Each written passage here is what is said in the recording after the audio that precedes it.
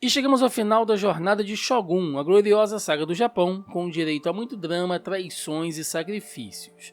E mesmo que alguns de vocês não tenham visto exatamente aquilo que gostariam nessa conclusão, acreditem, foram ensinadas importantes lições sobre ambição, honra e lealdade de uma maneira diferente do que a maioria das outras obras fazem por aí.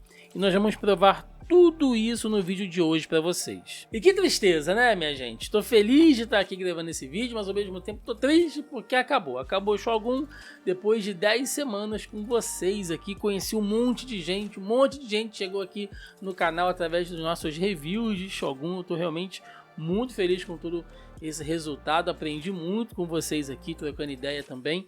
Então, tô realmente aqui satisfeito, né, da nossa jornada até então. E o vídeo de hoje, como sempre, vai ficar longo, porque todos aqueles spoilers e comentários que eu guardei, né, ao longo de cada vídeo aqui, esperando para ver o que ia ser mostrado na série ou não em relação ao livro original, hoje a gente vai abrir o verbo de tudo, vamos falar tudo o que aconteceu, tudo que vocês viram na série.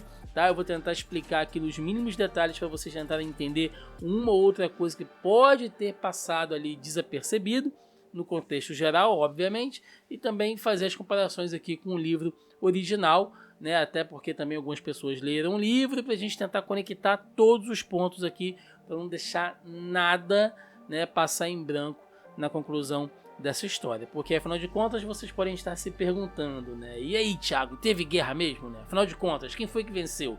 Foi o Toranaga? Foi o Ishido? O que aconteceu dali pra frente? Quem é o Shogun?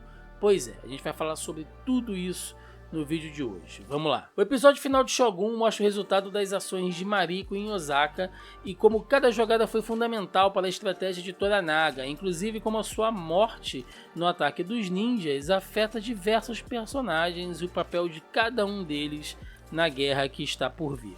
E aí uma coisa que eu achei estranho nesse episódio é que ele começa já com aquele flashback meio sonho maluco do John Blackthorne ali, velho, né? Colocaram o Cosmo Jarvis ali com uma maquiagem para parecer velho, como se ele tivesse sonhado tudo aquilo. Inclusive eu vi algumas pessoas comentando na internet, né? Será que tudo aquilo foi um sonho então do John Blackthorne? Não, gente, tudo aquilo aconteceu, não foi sonho não, tá? Aquilo tudo aconteceu, até porque, como eu já falei várias vezes aqui, Shogun é baseado, né, em fatos reais. Diversos personagens ali são baseados em personagens reais da história do Japão. Então não foi uma viagem psicodélica do John Blackthorne, não, tá? Eu não entendi muito bem o que a série quis fazer com isso, tá? Ali botando aqueles flashbacks, mas enfim, tudo aquilo aconteceu, até porque vale lembrar que o John Blackthorne, né, o Anjin-san, ele é uma versão ficcional do William Adams, o primeiro inglês a pisar em solo japonês. Na história real, ele realmente acabou tornando-se um aliado do Shogun Ieyasu Tokugawa, recebeu o título de Hatamoto e viveu no Japão até o fim de seus dias. Então sim, Anjin-san jamais deixaria o Japão. E para quem quiser saber mais sobre essa história, nós já fizemos um vídeo aqui no canal sobre a história real do William Adams, né, o nosso Anjin-san. Então quem quiser vai estar aparecendo no cardzinho aí em cima, clica aí, salva para depois você assistir, porque sim, realmente, né, o Anjin-san ele nunca vai deixar o Japão, ele vai morrer de velho ali, ele vai constituir uma família depois. Então, se o flashback, né, foi para deixar isso claro, beleza, mas fora isso, não sei se tinha muito nexo aquilo ali não. Mas no geral, esse último episódio ele focou em torno de 3 episódios, né? Ou melhor, ele focou em torno de 3 personagens para amarrar essa conclusão. E eu quero começar falando dele, nosso traidor, o Yabushige. Após contribuir com o ataque dos ninjas no castelo de Osaka, Yabushige demonstra ter ficado meio perturbado mentalmente com o episódio, além de parecer arrependido de alguma maneira, já que suas ações culminaram na morte de Mariko. No fim, tudo acaba sendo descoberto e ele perde a cabeça para Toranaga. E eu digo isso literalmente. E aí é que já entra uma coisa aqui que eu venho falando ao longo de todos os vídeos que eu fiz aqui, tá? Vocês me desculpem aí quem vem acompanhando se eu estou sendo realmente repetitivo, mas é que desde o início vocês viram que eu estou reclamando, né? Que o Yabu, essa coisa dele ter sido adaptado desde o início como um agente duplo ali, tipo, mas eu vou apoiar o Toranaga, mas também eu mantenho contato com os agentes do Ishido aqui e tal. No livro isso não é assim, né? Lógico que não dá para confiar 100% no Yabu, ele é bastante ambicioso também, mas ele realmente parece ser leal ao Toranaga até o final, tanto que aquela coisa dele abrir as portas do castelo de Osaka para os ninjas entrarem, pega você de surpresa no livro, né? Você não está esperando que aquilo aconteça. E aí, quando chega nesse final, a série coloca ele ali como se tivesse ficado meio doidão com o que aconteceu, né, e tal, como se realmente ele não esperasse que o que ele fosse fazer seria algo tão grave. Eu não sei se eu concordo muito com isso não, porque se a série deixou claro desde o início que o cara tinha estômago para ser um traidor, para jogar dos dois lados, né, e depois ele se arrepende, não sei se faz muito sentido não, tá? Será que ela fez isso então, né? Será que a história faz isso para realmente deixar claro que a morte da Mariko foi um acidente, que não era para ela ter morrido, que não era a intenção daquele plano dos ninjas todo, era só para ter raptado ela? Pode ser, mas eu acho meio forçado, sabe? Então, o Yabu no livro, ao menos, ele não fica doido daquele jeito, tá?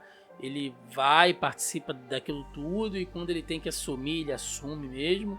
Então não tem nada daquele negócio ali dele ter ficado meio loucão, não. E sim, originalmente o Toranaga também descobre, né, que o Yabu teve participação naquilo ali, só que não acontece da forma como na série. No livro é uma coisa mais planejada, mais fria, porque realmente, né, alguns empregados ali, alguns servos do castelo de Osaka acabam vendo o Yabu abrir as portas, então eles vão lá, mandam uma carta pro Omi. O Omi repassa isso pro Toranaga e o Toranaga ele começa ali uma investigação, um interrogatório, ele chama algumas pessoas individualmente, ele vai ligando os pontos para saber onde uma história bate com a outra até chegar à conclusão de que sim, né, o Yabu realmente foi um traidor. Então ele deixa o Yabu falar, né, revelar um monte de coisa, ele vai pescando ali de maneira muito fria e no final ele fala, não, beleza, agora que você já falou tudo que eu queria, eu vou dizer que eu sei que você foi um traidor e eu quero que você cometa seppuku amanhã e é isso, sabe, me entrega a sua cabeça e tá tudo certo, né? Só que o Yabu recebe isso de uma maneira bem, como eu falei, bem mais orgulhosa, né? Ele não fica doidão daquele jeito não. Inclusive, né, tem toda ali a preparação para a morte dele, ele reescreve o testamento dele, né? O Toranaga ele não participa da morte do Yabushige como a gente vê na série, ele não vai lá auxiliar, tem toda aquela cena ali, mas a gente vai falar sobre essa cena final, né, mais pra frente aqui no vídeo, mas só para vocês saberem, não tem nada ali daquela forma que foi feito não, mas ele realmente morre, ele realmente comete seppuku. E o Omi assume, né, como chefe do clã dos Kasigi. Inclusive, fica curioso porque o próprio Yabushige com o Toranaga, eles discutem o futuro do Omi, porque o Omi ele é um rapaz jovem, né, ele é inteligente, né, ele é até bem manipulador ali, e o Toranaga enxerga nele um jovem general, digamos assim, né, para ele ir treinando, para ele ir amaciando ali, porque sabe que o Omi é muito promissor. E aí tanto ele como o Yabu, antes da morte, né, eles meio que já definem ali qual será o futuro do Omi. Inclusive a mãe e o pai do Omi são mortos também, né? O pai, porque o pai do Omi, que é irmão do Yabushige, era ele que passava as informações para o Toranaga de dentro do clã deles, né? Ele era meio que o informante. Então o próprio Toranaga concorda que esse cara tem que morrer, porque se ele vendeu as informações antes, ele pode vender de novo, então ele vai acabar sendo um risco pro próprio Omi. Então ele manda executar o pai do Omi e a mãe do Omi também, simplesmente porque é uma véia chata da porra, né? Fica impedindo ali o Omi de fazer as coisas, então manda os dois ali de vala. E aí ele acaba virando o chefe do clã dos Kasigi. E quem teve bastante destaque nesse episódio, afinal, oficialmente o nosso protagonista, foi John Blackthorne. O homem que perdeu o amor e também seu bem mais valioso foi até o portão dos mortos e retornou renascido para começar uma nova vida no Japão para sempre. Eu achei legal que a série ela mostra ali o John atendendo a Mariko naquele fim, né? E realmente, eu acho que a série deu até uma aliviada, porque a descrição dela no livro é como se o corpo dela tivesse todo detonado mesmo, né? Ali sem braço, sem perna, um negócio meio, sabe? Grotesco, mas o rosto dela tivesse ficado intacto. E aí ele dá tipo uma extrema unção pra ela, né? Apesar dele não ser um padre, ele vai dar uma extrema unção porque é importante. Ele sabe que pra ela, sendo católica, é importante ter essa última bênção ali para que ela possa partir, né? Inclusive depois, mais pra frente, o próprio padre Elvito fala pra ele, né? Não tinha nem necessidade disso, tá? Ela já havia feito a confissão dela, enfim, mas o John faz questão de atender ela, né? Nessa última necessidade da fé dela, digamos assim. Inclusive, tem toda uma cena do enterro dela, que no livro, que na série, né, só mostra eles passando com aquele caixão, mas tem toda a cerimônia e tal. E o Blackthorne está presente, né? Na série ele perde, mas no livro ele está presente. Ele vai lá, joga cal em cima do caixão dela, ele reza uma missa, mais ou menos, ali para ela, né? Já que não tem nenhum católico ali, não tem nenhum cristão, não tem nenhum padre, ele mesmo reza a missa, ou seja, mostrando que no final das contas ele superou essa coisa, essa rivalidade entre as religiões, né? Ele ser um anglicano, protestante, né? Resumidamente, e ela sendo católica, ele meio que superou isso e para ele já não importa mais, sabe? Então ele vai ali e tenta fazer o máximo para tranquilizar o espírito dela, digamos assim. E no livro também ele tá bem mais ferido, tá? Ele fica até meio surdo durante um tempo, muita dor de cabeça, ele não consegue falar direito, ele não ouve nada do que as pessoas falam. É lógico que na série, se fosse assim, ia comprometer todo o final, né? Se ele tivesse ficado surdo, como é que ele ia se comunicar? Não ia dar certo. Mas só para vocês saberem aí, fica essa curiosidade de que no livro ele fica realmente muito mais ferrado. E a própria saída dele de Osaka também não é bem daquele jeito, tá? Quando a Mariko morre, ele recebe uma carta, uma ordem, né, dizendo que é para ele deixar o castelo imediatamente e se dirigir até o porto onde tem um barco esperando ele. E ali ele já sabe que ele vai morrer, né? Porque não tem guarda com ele, os homens dele não estão com ele. A Mariko morreu, então assim, não tem mais ninguém para protegê-lo, né? E ele vai, cara, do castelo de Osaka até o porto, né? Nesse ponto ele quase morre, realmente, né? A série ela não mostrou isso, mas tem uma cena onde o Ferreira, que é o capitão lá do navio negro, ele leva os marujos dele ali e tentam matar o John, porque afinal de contas, né, agora que ele não tem mais a proteção de ninguém naquele momento, ele é um alvo fácil e aí ele pode ser executado e acaba o risco do John Blackthorne de tentar tomar o navio negro, né? E quem impede ele não é o Padre Elvito. O Padre Elvito não estaria ali naquela cena como a gente vê na série. Quem faz isso é o próprio padre ali, manda-chuva da coisa toda, né? Ele vai lá, impede o Ferreira de fazer aquilo ali, entra na frente, fala que não vai acontecer e tal. Depois a gente descobre porquê, né? Que a própria Mariko já havia pedido pela vida dele, mas no livro é uma cena tensa, assim, né? Você não sabe o que vai acontecer, porque afinal de contas essa Mariko já morreu, pro John morrer não custa nada. E sim, tá? O John não vai conseguir ir atrás do navio negro mesmo, né? Até por razões óbvias, né? Que a gente vai ver agora.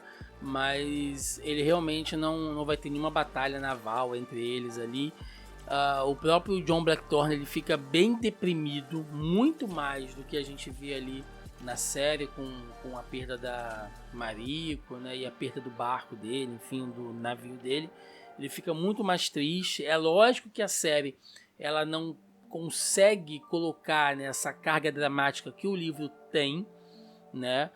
Isso explica um pouco também de por que aquela passagem final é daquela maneira, mas só para vocês saberem, né, o John fica realmente destruído, assim, destruído. O cara perde a vontade de viver, sabe? Fica sentado, meio catatônico, assim, porque ele não acredita que ele perdeu tudo, cara, ele perdeu tudo.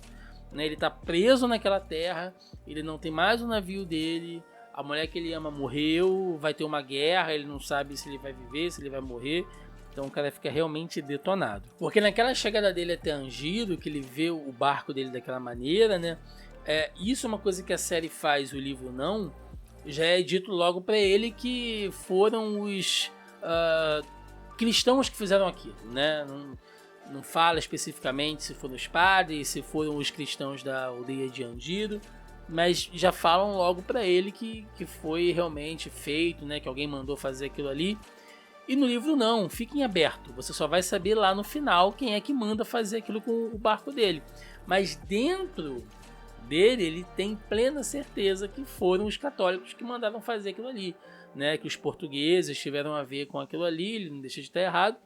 Mas a série, né? Como você não tem muito tempo de criar mistério nesse último episódio, então eles já deixam logo de cara, né? Não, realmente alguém mandou destruir e tal. E é assim que foi feito, e ele fica pistola da vida. É nesse ponto aqui que o padre Alvito chega, né? Ele tá lá em Angido esperando, porque ele quer falar com o Toranaga, ele quer falar com o próprio Anjin-san também. E aí eles se encontram, tem um bate-boca, sabe? Porque o John acusa os padres de terem feito aquilo, os padres falam que não fizeram, e realmente não fizeram, mas... só para vocês saberem, né, também tem essa diferença entre a série e o livro. Agora, entre essas diferenças do que tem no original e do que eles fizeram nessa adaptação, o que eu gostei de verdade foi o final que deram para Fujiko, né, a consorte do Blackthorn, que no livro, nessa reta final, ela realmente fica esquecida, tá?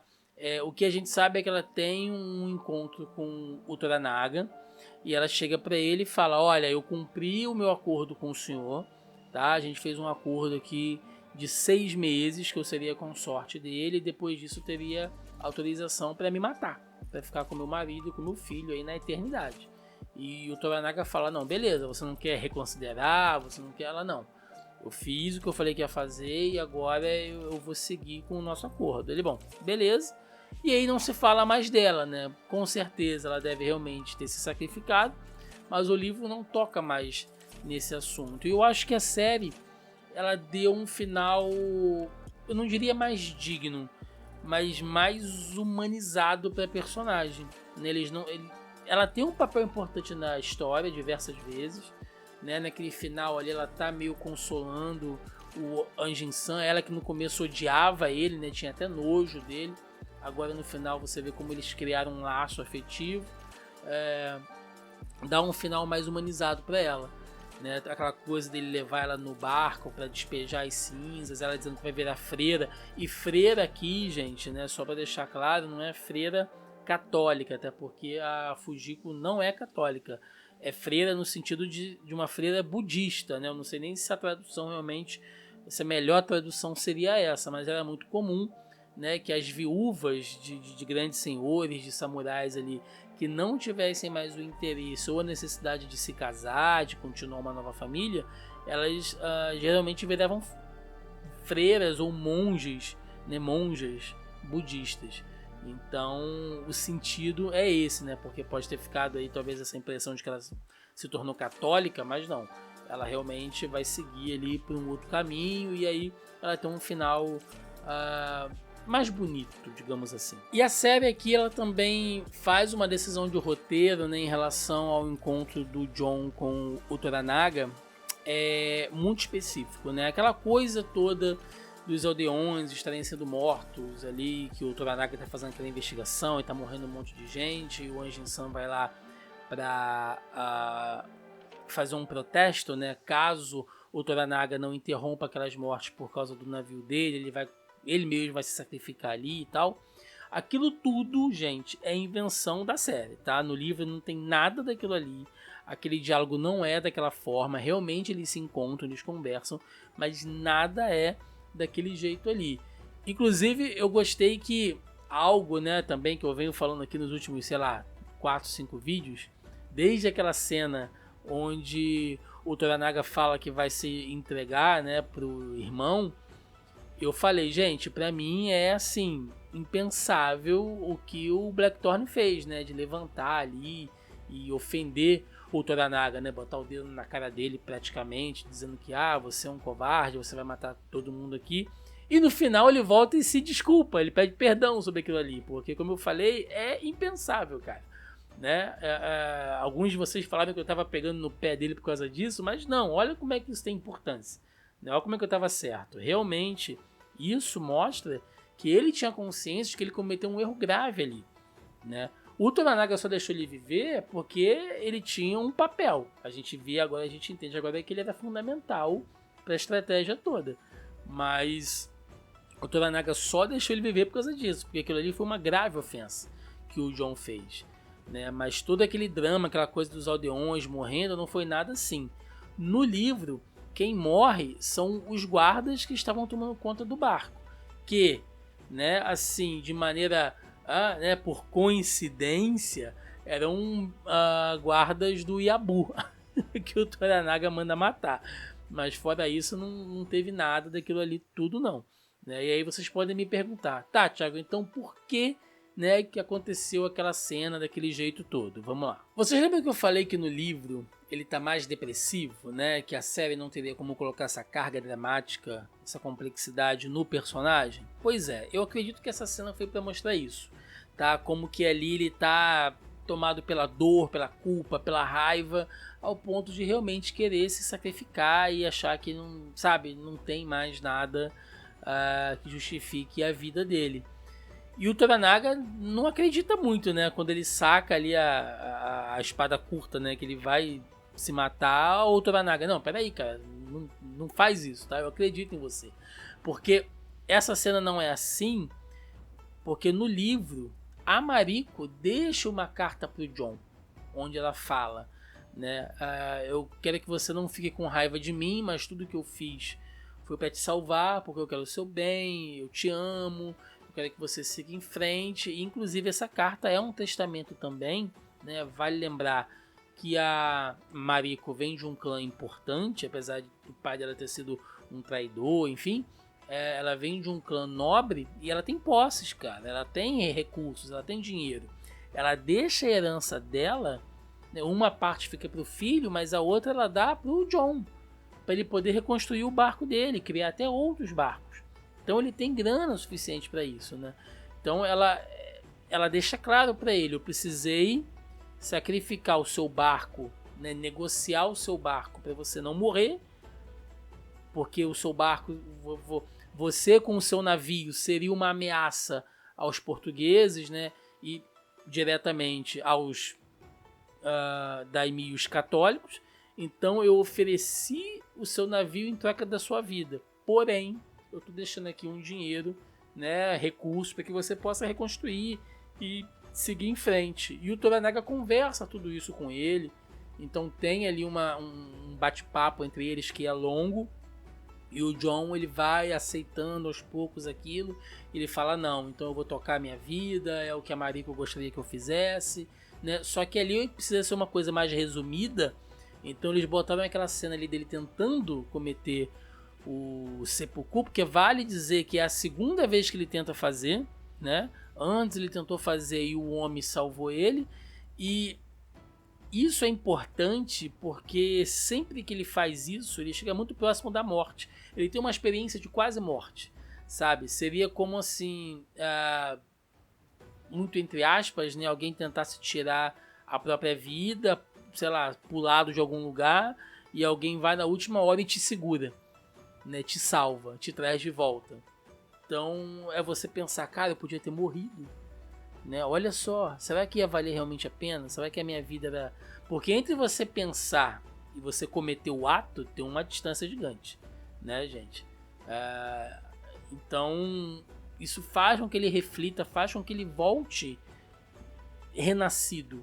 Então é isso, né? Eu acredito que essa cena serviu para resumir a complexidade do drama do personagem, que em um único episódio não daria para ser explicado. Então esse é o final do Jon Blackthorne, tá, gente? Ele vai ficar no Japão, ele vai reconstruir os barcos, ele vai virar um almirante poderoso, ele vai fazer muitos negócios em nome do Shogun, mas ele nunca mais vai deixar o Japão, né? Como eu falei, tem um vídeo aqui no canal sobre a história real dele, quem quiser conferir, é só dar uma olhadinha por lá. E agora sim, chegou a hora dele, Yoshi Toranaga, o homem que quase perdeu tudo, mas no final saiu vitorioso.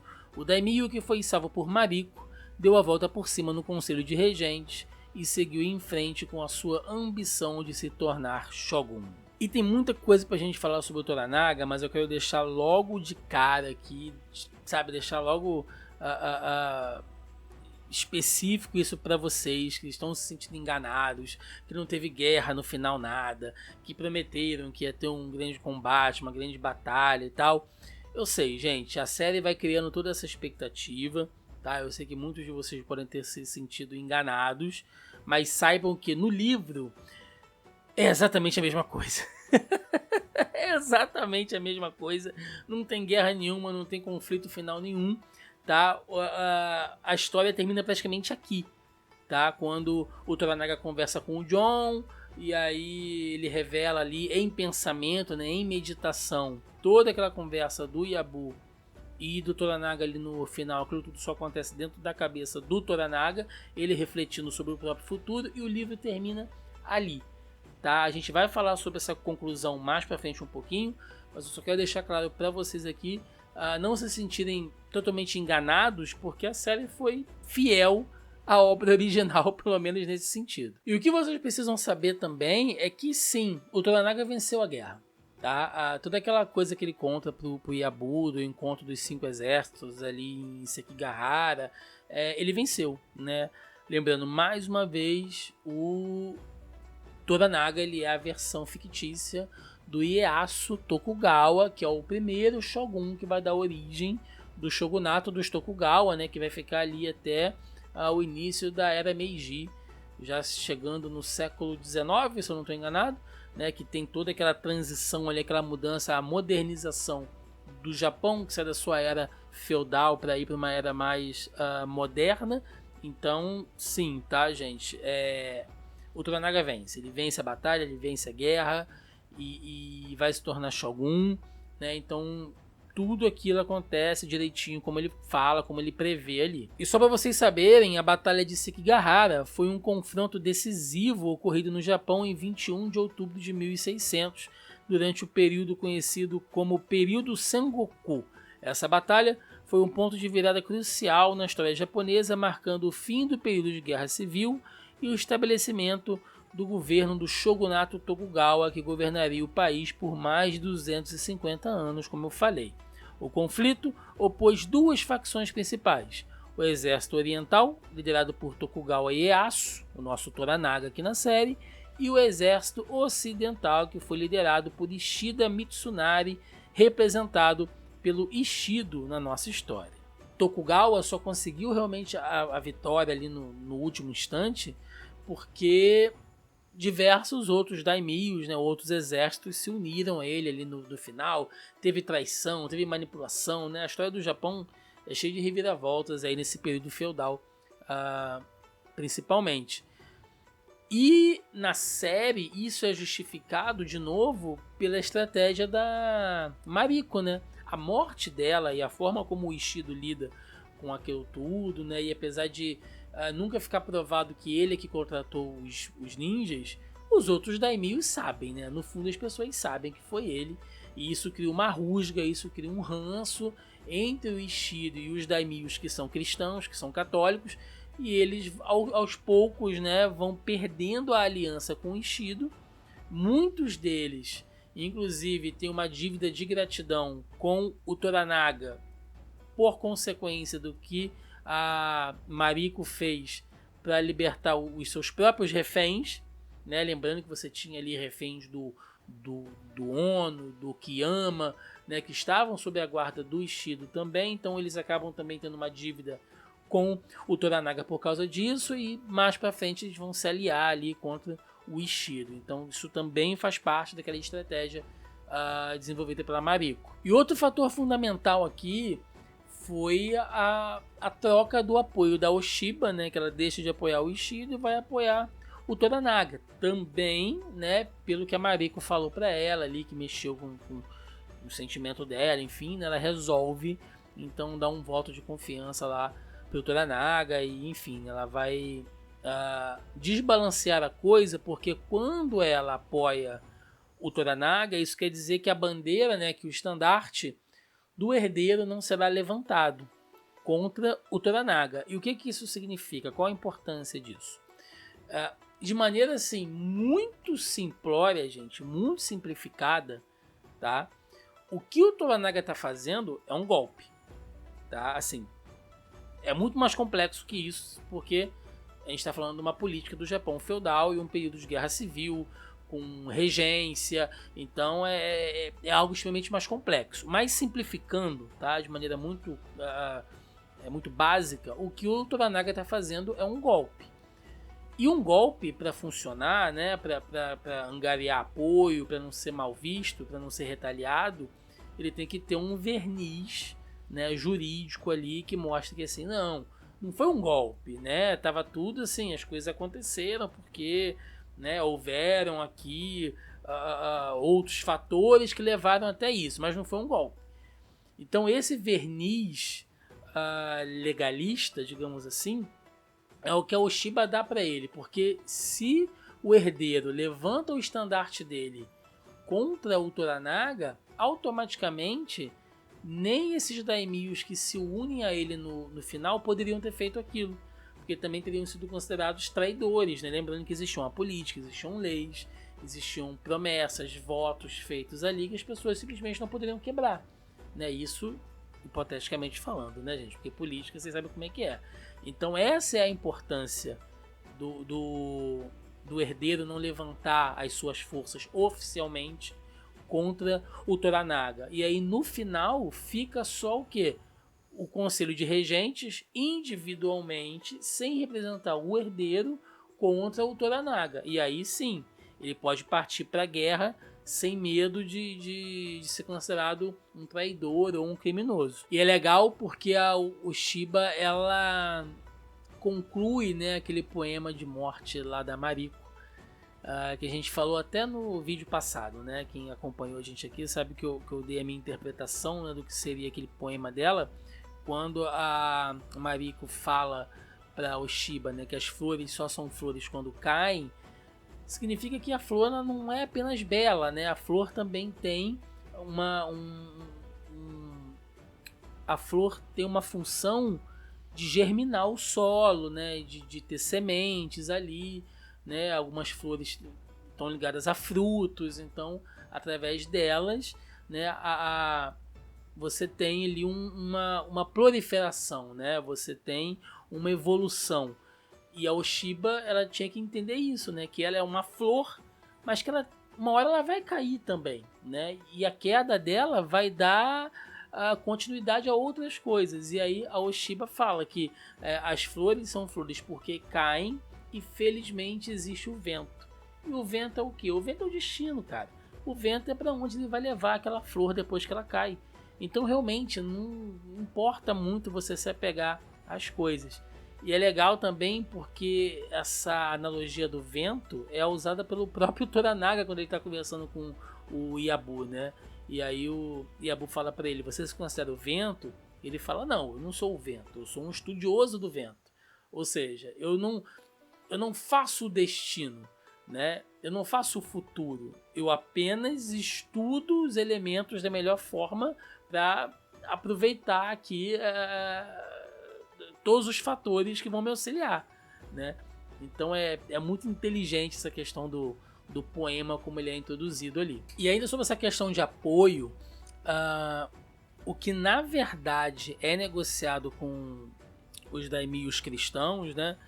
Não é necessariamente o navio do Blackthorn, é o próprio Blackthorn. Toranaga, ele deixa o Blackthorn em Osaka, ele fala para Mariko que ela tem que negociar com os daimios cristãos. Caso eles decidam apoiar o Toranaga entrega o John Blackthorn, né? Tipo, olha, se vocês têm medo que esse cara aqui vá causar dor de cabeça para vocês no futuro, enfim, não seja por isso. Podem ficar com ele, matem ele, façam o que vocês quiserem, tá? Contando que vocês venham pro meu lado.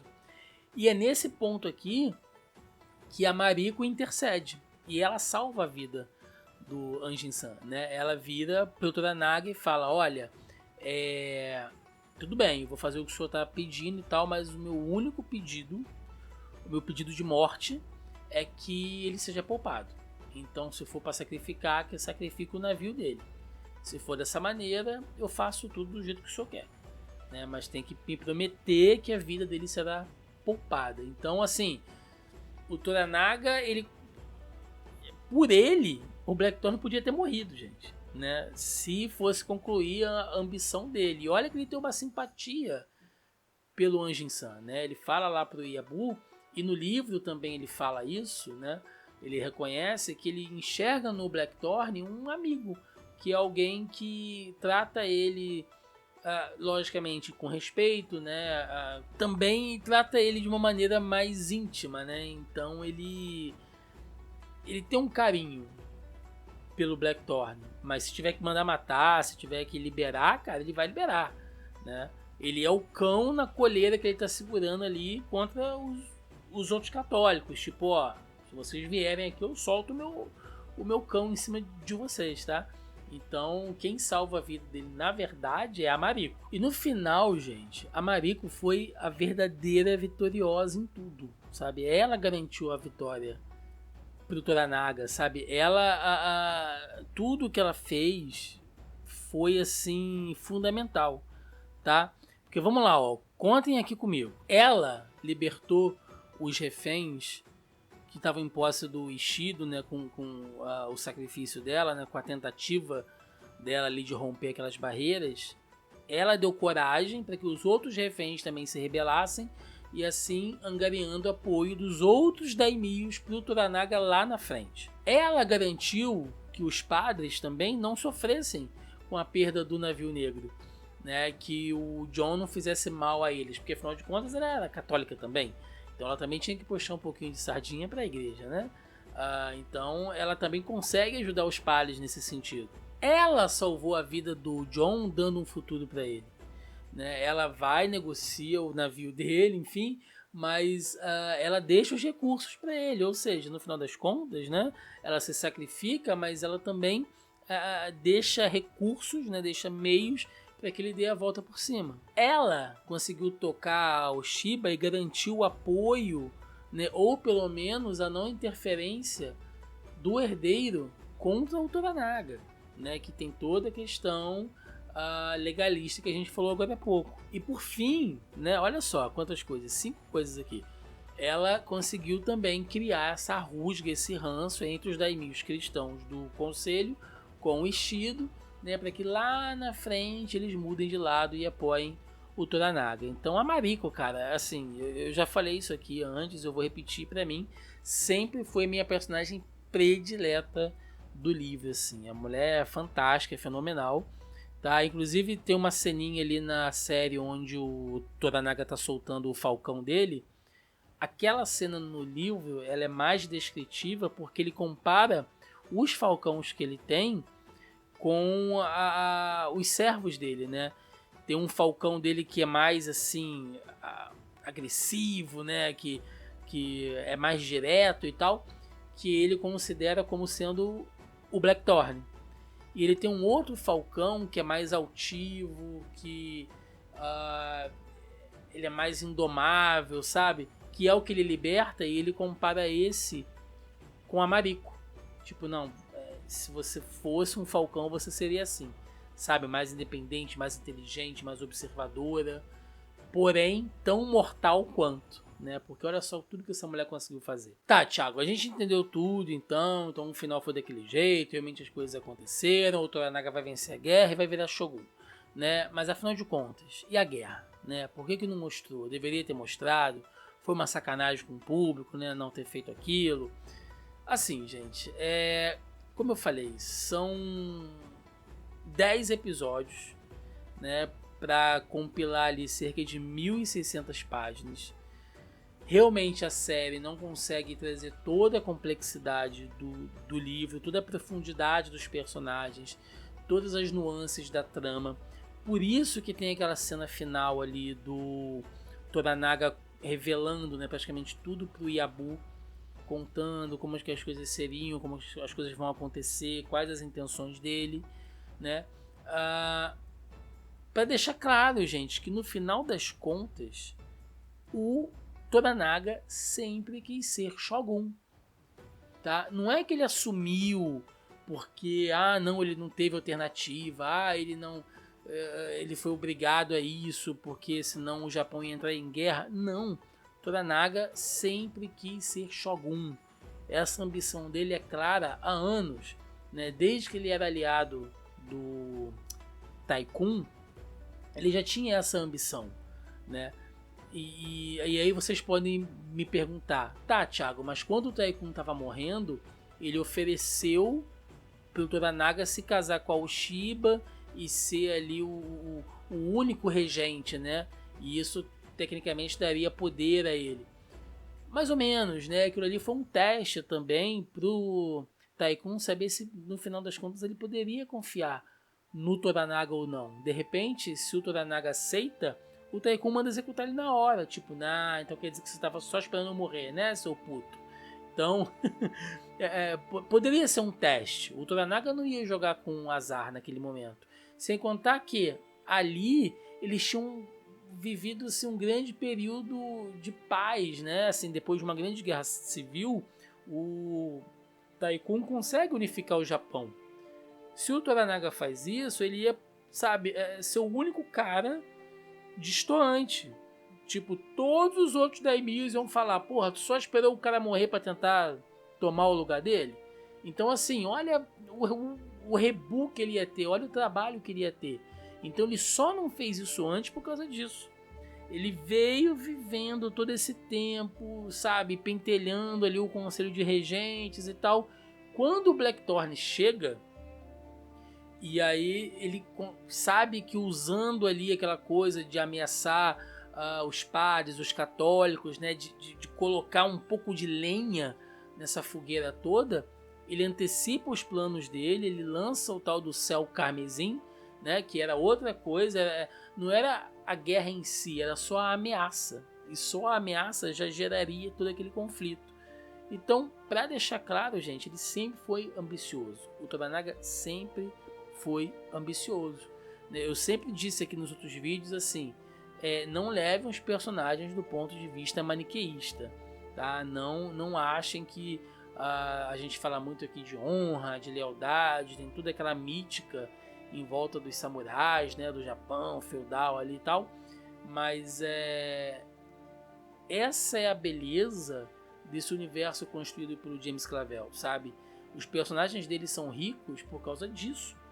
Ele consegue colocar esse verniz, essa coisa, né, do código de honra e ética dos samurais, mas essas pessoas são humanas também. Elas têm medo, elas têm inveja, elas têm ambição, né? Eu sei que a gente também tem que levar em consideração que os conceitos morais que a gente trabalha, a nossa visão ocidental é diferente da visão oriental. Mas ainda assim, gente, política é política. Poder é poder. Né? E cada um vai buscar da forma que melhor achar. O cara pode considerar o outro um amigo, mas dentro dessa guerra dos tronos, se ele tiver que entregar para ser o único manda-chuva da porra toda, ele vai fazer.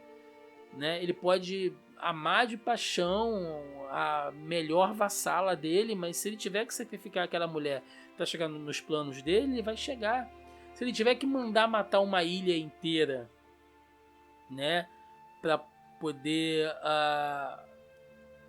justificar, né, todo o plano dele, já que foi ele, no final das contas, que mandou destruir o barco para poder agradar os daimyos cristãos e assim enganar o Blackthorn, né, mandar matar os aldeões de uma aldeia inteira, ele ia fazer, cara. Ele ia fazer. Essa é a ambição dele. A maior ambição do Toranaga é essa. Então, dependendo do ponto de vista, né, de quem você encara a história, ele é o vilão. Se a história for encarada do ponto de vista do Ishido, por exemplo, né, se Shogun tratasse a história do Ishido, o Toranaga ia ser o vilão, cara. Então, assim, é muito complexo, sabe?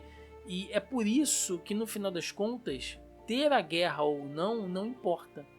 Né? Isso é uma coisa que a gente tem que encarar, né? E eu sei que é meio frustrante, eu entendo isso.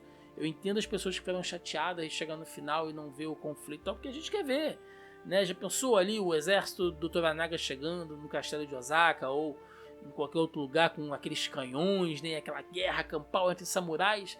Seria maneiro? Porra, seria maneiríssimo, né? Do ponto de vista estético, visual, você vê essa batalha.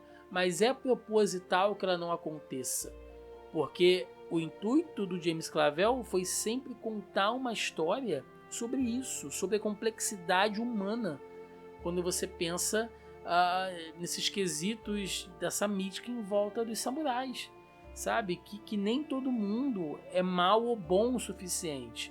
O James Clavell fez isso nos anos 70, o que o Martin fez mais recentemente, 20, 30 anos depois, quando ele escreve Game of Thrones, né? Essa coisa de que, cara, no jogo do poder as coisas são assim, né? O próprio Martin, ele já disse que, inclusive quem leu os livros da saga, né, de Game of Thrones sabe disso, que o Martin nem sempre escreve batalha, né? A série da HBO, só dando um exemplo comparativo aqui, tá, gente? A série da HBO, ela trabalha muito mais questões de batalha, de guerra, do que o livro. O próprio Martin já falou, eu não tô aqui para ficar escrevendo batalha, ele já falou isso em algumas entrevistas, né? Eu não sou um escritor de guerra tão bom quanto o meu amigo Cornwell, né? Eu tenho os livros do Cornwell aqui em casa também, o cara escreve batalha como ninguém, cara. Né? Barreira de escudos ali, ele fica capítulos e capítulos ali falando os mínimos detalhes do cara que pegou o arco e botou a flecha no arco, não sei o que. Então, assim, cada autor tem o seu objetivo, e o objetivo do James Clavell era esse. Essa era a história que ele queria contar, né? Então, no final, não importa se você vai ver a guerra acontecer ou não. O que ele queria te contar, ele conseguiu, né? E é isso, assim a gente fecha a saga de Shogun. Depois de 10 episódios aí, não haverá uma segunda temporada, pelo que os produtores disseram. Eu ainda fico em dúvida, porque a gente sabe como é Hollywood, né? Mas se tiver uma segunda temporada, ela vai ser totalmente fora dos livros, ela deve se basear, né? E eu tô falando bem hipoteticamente, tá, gente? Porque os produtores já enfatizaram bem que não tem interesse nenhum em fazer uma segunda temporada, mas a gente sabe que dinheiro é dinheiro.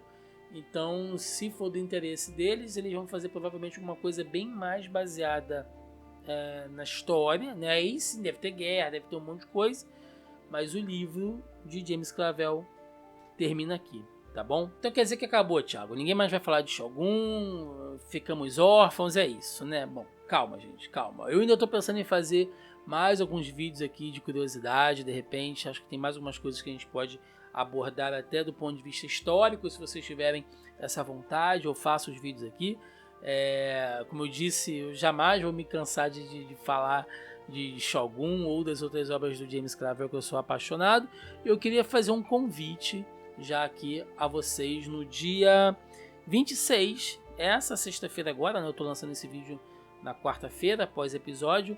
No dia 26, sexta-feira, às 8 horas, eu vou fazer uma live aqui no canal respondendo diversas questões que vocês deixaram ao longo de todos os vídeos. Eu separei algumas perguntas, alguns comentários aqui que eu achei legais, né? Inclusive, se vocês quiserem deixar outros comentários aqui, questões, dúvidas que vocês tiverem, deixem nos comentários que eu vou responder tudo nessa live que eu vou fazer na sexta-feira, 8 horas da noite, e eu ficaria honrado de verdade se vocês participassem comigo, né? O vídeo vai ficar aí disponível depois, caso você não consiga assistir ao vivo, né? Mas se você conseguir, se você tiver sexta-feira em casa, eu sei que sextou, né? A galera quer sair, tomar uma geladinha, ou sair para comer uma pizza, ficar com a família e tal.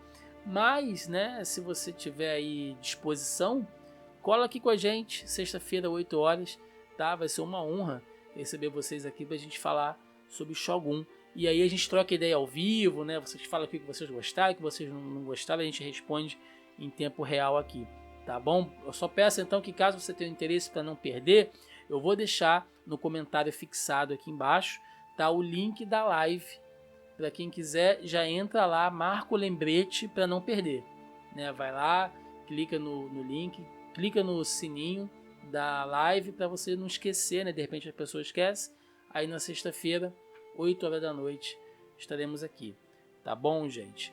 Então, eu quero agradecer demais vocês que ficaram aqui comigo. Assim, eu sei que pode parecer besteira falar isso, né? Mas pra mim, cara, falar sobre essa série, falar sobre o Shogun, falar sobre o James Clavell é algo que eu esperei muito tempo. Desde que eu comecei a produzir conteúdo na internet, eu sempre penso, cara, sempre pensei, né? Cara, eu tenho que dar um jeito de falar sobre isso e tal. Mas são livros antigos que não são publicados ou republicados aqui no Brasil há muito tempo. Você não vê muitos fãs. Olha quanta gente conheceu a história através da série e não pelos livros. Então, assim, imagina você vivendo numa bolha onde só você parece conhecer aquilo, sabe? Então, eu nunca tive oportunidade. Eu sempre pensei, cara, eu vou falar disso aqui e as pessoas não vão se interessar, né? As pessoas não vão gostar do que eu vou falar e tal. E aí, olha só quanta gente, né, chegou aqui dizendo que não, cara, a gente espera os seus vídeos, pode ser longo e tal. Vocês não sabem a felicidade que vocês me deram. Na verdade, eu que agradeço. Eu que tenho a agradecer a vocês pelo presente que vocês me deram, a oportunidade de falar sobre essa obra que eu sou apaixonado. E eu espero muito, muito, muito que no futuro, né, outras obras do James Clavell também recebam essa oportunidade para a gente falar mais sobre elas aqui, tá bom? E quem gostou das nossas análises aqui, saibam que a gente não vai parar por aqui, tá? Esses episódios semanais, né? Algumas séries funcionam semanalmente. Agora em junho já teremos, eu tô falando em junho porque a gente já tá no finalzinho de abril, né? Então, pouco mais daqui a um mês nós teremos o quê? Casa do Dragão, cara, Game of Thrones, né? As Crônicas de Gelo e Fogo, que eu também sou apaixonado. Vamos falar aqui no canal episódio a episódio. Então, se você é fã de Game of Thrones, fica ligado aí que a gente vai seguir aqui na continuidade falando sobre isso. Também eu estou inclusive relendo agora a Fogo e Sangue, né? Que é o livro que conta ali a história da dinastia da casa Targaryen. Estou aqui com a minha enciclopédia de Game of Thrones aqui, que de vez em quando eu consulto aqui na minha prateleira. Então também estou produzindo, cara, um material assim, nível que vocês viram de Shogun aqui, é o que a gente vai fazer para Casa do Dragão. Então se você tem interesse, fica com a gente aqui no canal, tá? Para quem é nerd igual eu aí de quadrinhos, a gente ainda tá trabalhando aqui X-Men 97, né? Toda semana, amanhã já tem episódio também. Então a gente está trabalhando aqui semana com essas análises. Daqui a pouco chega The Boys aí, 4ª temporada, a gente vai falar sobre isso também. E outras séries que não são nesse estilo de episódio por semana, né? Mas que eu quero falar, que eu gosto muito também, se vocês tiverem interesse. Quero falar aqui de Yellowstone, né? Série aí do faroeste moderno, que eu gosto bastante. Succession, cara, tô fechando agora, que série fenomenal, adoro demais. O Urso, aí que fechou a sua 2ª temporada, quem gosta de drama, comédia e gastronomia, né? Tudo isso junto numa mesma série, uma das melhores séries que eu vi aí nos últimos anos. Eu vou falar mais sobre ela aqui no canal. Enfim, gente, além de outros conteúdos aí, né? Só deixando claro para vocês aqui nesse encerramento, tá bom? Agradeço quem ficou aqui até o final, vocês são fantásticos, fantásticos por ficarem aqui tanto tempo me ouvindo, cara. Nossa, eu só tenho a agradecer a vocês mais uma vez, reforçar o convite da nossa live sexta-feira, e é isso. Deixa nos comentários aí a sua opinião, o que você achou do final de Shogun, dê o seu like ou dislike, o que você preferir, e por favor se inscreva no canal aí que nos ajuda e nos incentiva bastante. É isso, vou ficando por aqui, até a próxima, valeu!